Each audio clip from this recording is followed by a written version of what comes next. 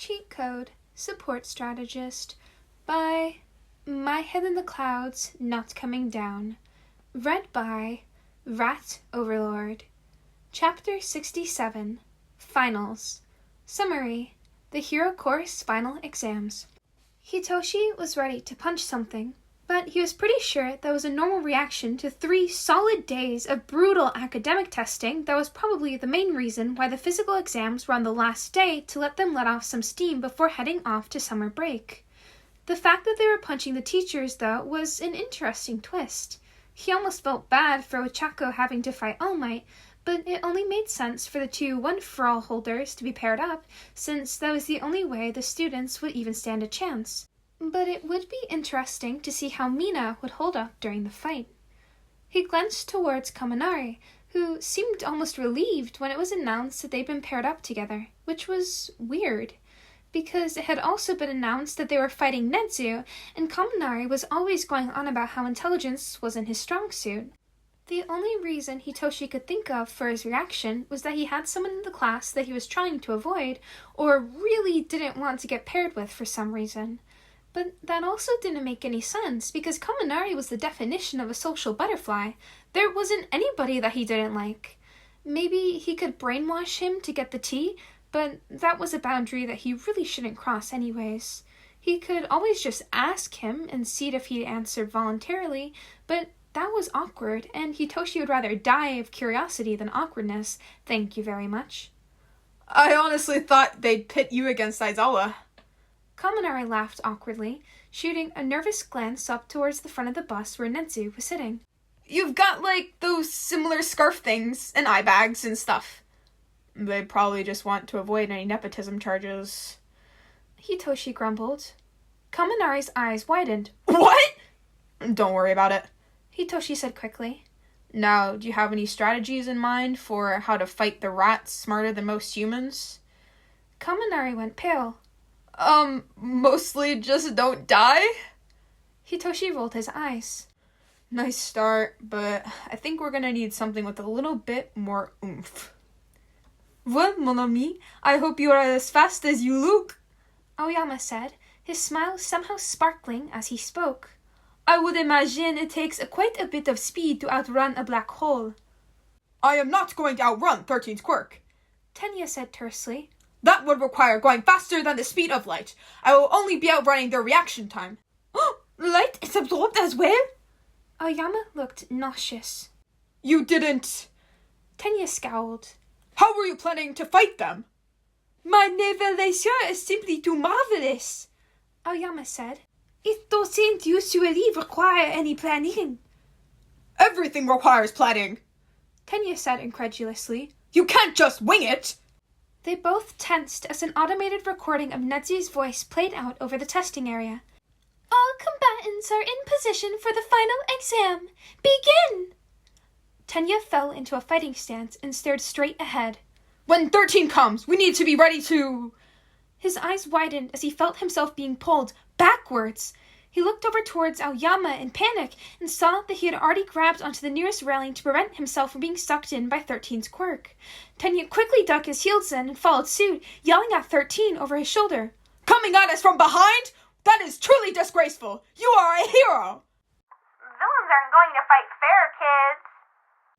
13 sounded almost amused. So what are you going to do about it? We need to come up with a plan of attack, Shoto began. Aizawa has practically maxed out his stealth stats, so he'll most likely open with a sneak attack. Yayorosu blinked in confusion for a moment before nodding. So, what's the plan? Not sure. Shoto frowned. My first instinct is to run, but it'll be a lot easier to win if the whole party's on the same page. So, how about you tell me what you think we should do, and then we can go from there. Sound like a plan? Sure. Yayorosu looked surprised. I actually did come up with a strategy that might work if you think we could maybe... Let's hear it. Shoto nodded decisively. We've got a boss to beat. So, you can teleport us to All Might and we can attack him before he has a chance to fight back, right? Mina asked. Or does your quirk not really really quite work like that. I mean, it does, technically, Ochako said. But I'd really rather leave that as a last resort. Why? Mina pouted. Wouldn't it give us an advantage? I want to teleport! Ochako groaned. My quirk isn't like Kurogiri's, Mina. I'm used to the G-forces it takes to teleport and everything, but anyone else that tags along isn't, and there isn't anything my quirk can do to protect you from them. When Hitoshi and I tried it the other day, just one jump wiped him out for a full 5 minutes, and then it was a couple hours before he was up to 100% again. So, yeah, no.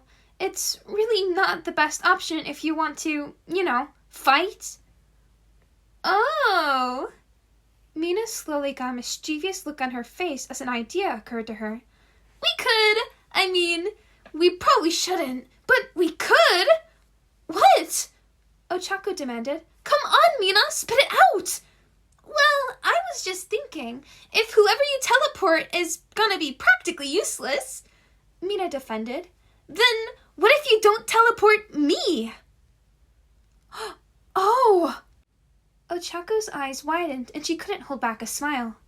Oh, this is gonna be interesting. Okay, this is pointless. Hitoshi huffed. Nedzu's turned this place into a maze and is only making it worse by knocking down walls left and right. If we keep going like we have been, we're never gonna find a way out before time's up. Well then, what are we supposed to do? Head straight for Nedzu? Kaminari asked. We don't even know where he is! Hitoshi thought for a minute. Well, right now, we're at a disadvantage. He can see us, but we can't see him. Hitoshi grabbed his capture scarf and used it to yank down the nearest security camera. Let's change that. Got it! Kaminari grinned and started sparking as he grabbed the wires where the camera had been. One blackout coming right up! Tenya grit his teeth. We're not getting anywhere! I can try this! Aoyama shot his naval laser at 13 and, predictably, it disappeared into their quirk in under a second. Well, that did not work. I told you it wouldn't! Tenya growled. Black holes are strong enough to absorb light! They couldn't run. They couldn't fight. They couldn't even let go of the stupid railings. What was he supposed to do when nothing worked right and all the rules he thought were supposed to apply here were thrown out the window? Get creative. Tenya gasped softly as it clicked. This is what Tensei and Artiste had been trying so hard to hammer into his head. When everything went wrong, he had to go with the flow and think outside the box. Otherwise, he'd be paralyzed. Direct attacks on 13 were useless. They simply turned everything to dust. But if they didn't limit themselves to the rigid rules of a fair one-on-one fight... Aoyama, quickly! Tenya yelled. Aim for the ceiling! Let's bring down the roof on top of them! Aoyama's eyes brightened with excitement. Oui, monsieur! Tenya watched 13 with rapt attention as Aoyama adjusted his aim and fired. He just needed to wait until just the right moment. That's not gonna work, kids! 13 called out, using their other hand to suck up the debris from the roof and keeping one hand pointed towards the kids. You're going to have to do better than that! Tenya almost smiled as he let go of the railing. He knew they'd take care of the debris, but they also made the mistake of looking up. As soon as 13 saw him flying towards them, they deactivated their quirk, but with all their focus on the falling roof, there wasn't any time to stop him, and Tenya used the full momentum of Black Hole to help him as he prepared a devastating kick that knocked 13 halfway across the room. Tenya crouched to lower his center of gravity, but he didn't stop moving. Instead, he let his rollerblades do all the work, and he used the speed he already had to curve around and grab Aoyama, flinging him onto his back as they rocketed towards the exit. It didn't take long for Aoyama to recover from the surprise. Ah, so we're making a run for it after all? I guess so. Tenya panted out. Aoyama started squirming. Let me face backward, and I shall use my sparkle to dazzle all of those who would try to follow. Tenya nodded and focused on staying steady as Aoyama held on tight and maneuvered himself so that they were back to back with their elbows linked. It was like they'd become their own battleship, and Aoyama was the artillery as he shot his laser in short bursts behind them. There were crashes as everything that was hit with the laser fell to the floor and created obstacles for 13. But the unexpected result was that every time Aoyama shot his laser, he gave Tenya a boost of speed, as if the two of them were a literal rocket. The rollerblades got rid of any friction, so all of the energy of Aoyama's laser was converted almost directly into pure speed, and the two of them practically flew down the halls and through the exit gate. It took a full 30 seconds or so for them to actually slow down enough to stop, and they were still speeding away when they heard the recording. Tenya Ida and Yugi Aoyama have passed the final exam. Okay, so I'm gonna take the high ground and try to figure out where Netsu is while you sneak up on him through the tunnels, right? Hitoshi nodded. They didn't give us comms, but dang it. What can we use to communicate? Well, I have this. Denki pulled a laser pointer out of his pocket. Hitoshi blinked. Do I even want to know? Denki shrugged sheepishly. It was on President Mike's desk one time, and I thought it was cool, so I was playing with it, but then he came back in the room, and I didn't want to get in trouble, so I just shoved it in my pocket, and I meant to return it after class, but then I forgot that I had it, and now it's been too long to return it. Hitoshi just stared at him. Mike never really used laser pointers when he was teaching, so he'd probably bought it for the cats and then assumed that he'd lost it. Apparently, Kaminari took his silence as a sign to keep rambling.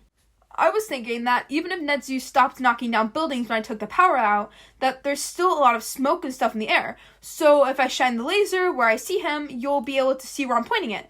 I'm sorry, this is probably really stupid. No. Hitoshi grinned. It's just crazy enough that it might actually work. Ochako huddled on the nearby roof and watched as Mina taunted All Might just like they'd agreed. She might be going up against the number one hero, but she looked like she was having the time of her life. Hey, All Might! Mina laughed and waved as she skated around on her acid. Are you ready to go down? All Might gave a booming laugh. Oh, young Ashido, did you come to fight me alone? Where's young Uraraka? Oh, you know, here and there. Mina skated around him. She tends to just pop up when we need her. Like now! Uraraka took a deep breath and called on One For All, focusing on All Might as her anchor point. She just needed to focus on where he was and appear right behind him. She smiled as the world spun and she landed less than a foot behind All Might. Bingo! She grabbed onto his cape and he immediately whirled around, but she hung tight even as she was whipped through the air. It took some concentration to focus on Mina's gravity. But just as All Might jumped to try and body slam her, she latched on and disappeared. When they reappeared, All Might immediately collapsed in a puff of steam, and Ochako panicked when she realized that Mina was already running towards them, and she didn't know about All Might's small form. Ochako cursed under her breath. Of course All Might's body wouldn't be able to handle the jump without reverting. Why hadn't she thought of that? But if she could teleport close to All Might, then she could jump far from Mina. At least now that she wasn't focusing all of her attention on hanging onto All Might's cape for dear life. In the blink of an eye, the two of them were 2 streets away, and Ochako snapped the cuffs around All Might's wrists as soon as she could so that the exam would officially end and the medbots could enter the city. She didn't even pay attention to the recording that announced their victory as she hurried to help All Might. He was already kneeling on the ground, so she just rubbed his back as he threw up. I'm so sorry! Are you okay? I'll get back to you on that one. All Might wheezed. But I'm proud. I did not expect you to beat me so easily. Ochako chuckled awkwardly. It was actually Mina's idea. Well, I guess Shindig should get some credit too, since he was the one who discovered the, unfortunate side effects of riding along with me. Sorry. All Might took a deep breath. It's all right. Now go and celebrate your victory, young lady. You really deserve it. Ochako hesitantly stood. She hated to leave him like this, but the medbots should be picking him up soon, and she needed to intercept Mina before she saw All Might's small form. After a moment, she nodded and warped, falling into step with Mina as she skated down one of the fake streets. Hey! Mina skidded to a stop. Why'd you disappear again? I was gonna help you cuff him! He wasn't completely debilitated after one warp, and I wanted to be completely sure. Ochako lied. He's the #1 hero. He's going to be strong. Oh, I guess. Mina pouted. But we won! We passed! Summer camp, here we come! Ochako grinned. Yep. What are you most excited for? Probably swimming, Mina said. What about you? Are you excited to see a certain purple-haired boy in a swimsuit? What? Ochako blushed and covered her face with her hands. Mina, why would you say something like that? I knew it! Mina grabbed her hands away triumphantly. I knew that's why you got so flustered when he met your parents. You're crushing on him hardcore, aren't you? No! Ochako stuttered. Keep your voice down. Oh, come on. He's on his own exam. He's not going to hear me. Mina rolled her eyes. Forget swimming. There's more important goal this summer. Get that ship to sail. Mina! Ochako whined as Mina started giggling. Mina, no! Hitoshi followed the red line of light through the smoke until he finally found where Netsu was hiding. He grinned and adjusted his support items so that they could mimic Kaminari's voice. Whoa! Shinso! I found him! Think we can win? Ah, young Shinso. Brilliant use of teamwork and your support items. Netsu smiled and looked around the room. But, in case you've forgotten, I did in fact read your file before you started hiding your activation requirements, so I am afraid that I won't be answering any questions from either you or Kaminari today. Hitoshi sighed and stepped out of the shadows. I guess we have to do this the hard way then. Netsu smiled. I suppose so! Hitoshi lowered into a fighting stance and glanced out the window. The laser pointer was still shining, but the trajectory kept changing like Kaminari was moving towards them. Good. That meant that even if he couldn't beat Netsu on his own, then he could stall until his partner arrived. He tore his eyes away from the window and focused all his attention on Netsu, who was standing there smiling at him like he didn't have a care in the world. Hitoshi felt a shiver run down his spine. He didn't know a whole lot about Netsu and his fighting style, but if his brain was anything like Isuku's, he was in for one rough fight.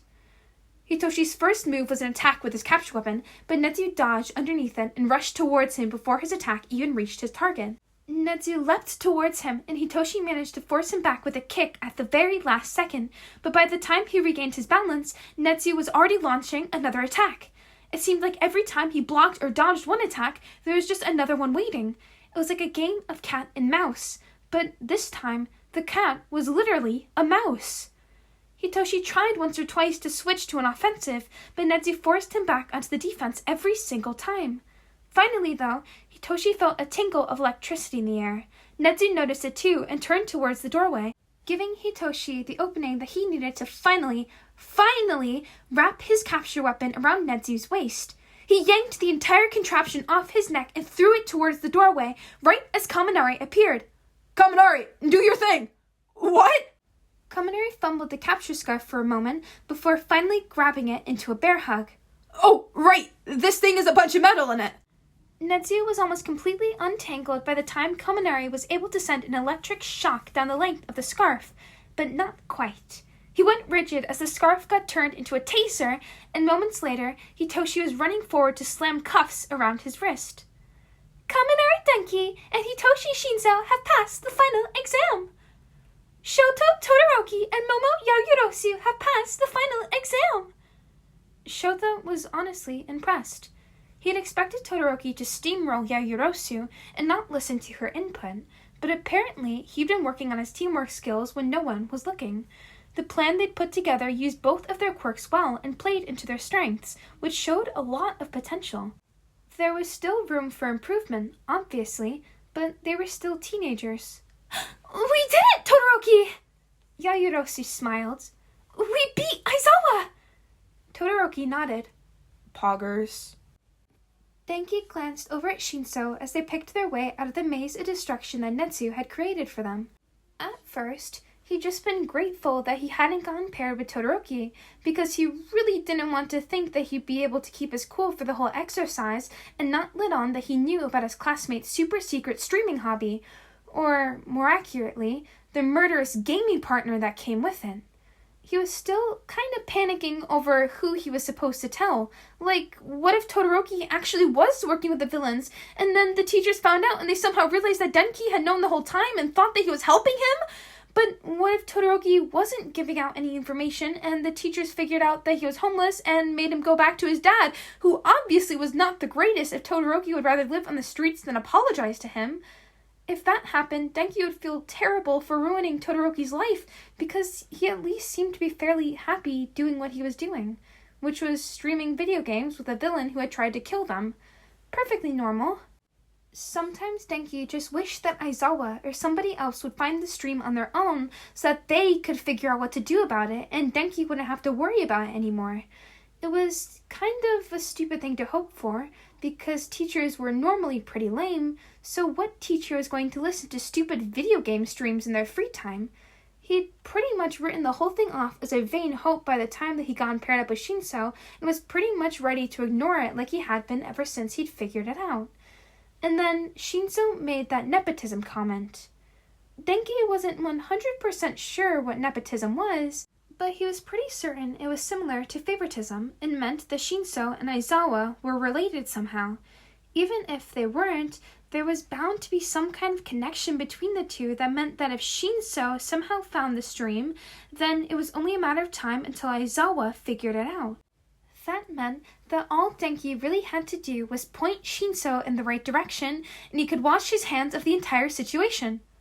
So, do you have any hobbies? Denki started. Like video games you play or anything? Shinso shrugged.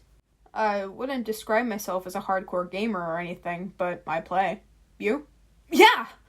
Denki latched onto the opening like a lifeline. I like, listening to gaming streams and stuff when I'm studying. I actually know one that you'd probably really like, if you want. I don't know. Shinso hummed non-committally. I don't have a lot of spare time right now. One of the streamers has, like, this really deadpan sense of humor. Kind of like you. Denki pushed. They're just this streaming duo, you know? And they're pretty new on the scene, but they go by Dusty and Icy Cat if you want to take a look at them. I can send you a link, too. I really think you should check them out. Shinso looked at him suspiciously. Okay. Denki exhaled in relief and hurried ahead to where the medbots were waiting. He was so glad that was over. That had been awkward as hell. Damn, I'll be honest, I genuinely hate voicing Aoyama. I am physically incapable of doing a French accent. And it kills me. I swear to God, it kills me so bad. But anyways, if you enjoyed, feel free to leave a like or comment down below, because I always love hearing from you guys. And make sure to subscribe so you can stay up to date with whenever I post. And I have 2 little reminders for you today. One is to go drink some water, you fiend. And the other is to leave your questions down below for my upcoming mini Q&A video that I'm going to be doing to celebrate my 100 videos. Oh, and I have a little bit of bloopers for those of you that stuck around this long, so enjoy. My name... Oh my god, I quit. You know what? I fucking hate you, Aoyama. No. Track back. I hate your accent. How the fuck do people do French accents? Like, why can't he just, like, speak Spanish or something? Or, I don't know, maybe be British or some shit. Like, literally anything other than a French accent. My brother did French, not me. Fuck this shit. Alright. Fine. Time to stop griping like a little bitch and redo the fucking lines. Get fucked, Ida! I am the imposter among us!